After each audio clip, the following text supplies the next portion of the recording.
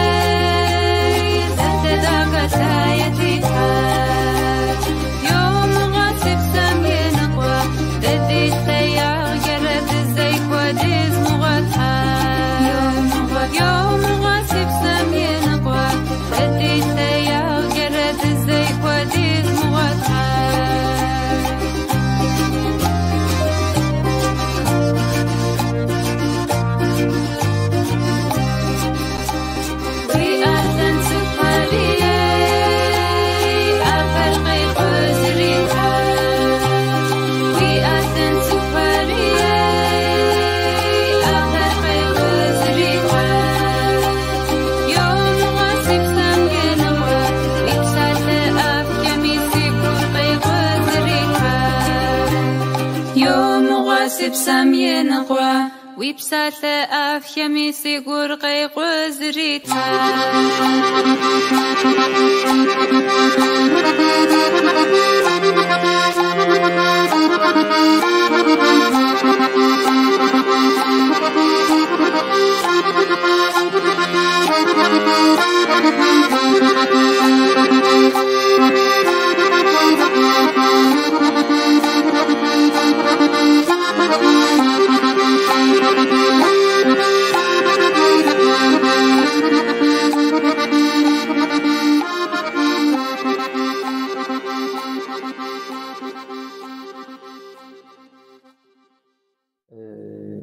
Yani belki birkaç tane gönderebildik.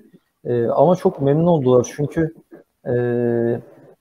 buralardan bir şeyler beklendiğini düşünüyorum ben. Yeni ses veya sürgünle ana vatandan bu topraklara gelmiş, burada kalmış, dilden dile, nesilden nesile aktarılmış, orada unutulmuş sesleri duyunca mutlu olduklarını, tekrar etmeye çalıştıklarını görüyoruz. Çünkü son birkaç yıldır ana vatanda seslendirilen parçalarda popüler olan parçalar genellikle işte Anadolu'dan gitme parçalar olduğunu düşünüyorum. Buradan tekrar seslendirilip ana vatana giden parçalar olduğunu düşünüyorum. Çok şaşıranlar da oldu. Ya orada öyle bir grup mu varmış diyenler de oldu. Böyle tepkiler de oldu. Tebrik edenler de oldu. Şimdi ben nacizane bir kez daha böyle bir heyecanlandım az önceki klibi görünce. Yani Furkan kardeşim de söylemişti ya, yani bir eser çıktı ortaya. Furkan'ın soy ismi de Eser bu arada.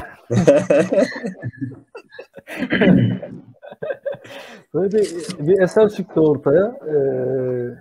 Albüm ismiyle bağlantılı, kökleri orada olan ama bu topraklarda yapılan bir eser çıktı ortaya ve bu fiziken ana vatana gitti. Yani o az önceki klipte o görsellerde bize ileten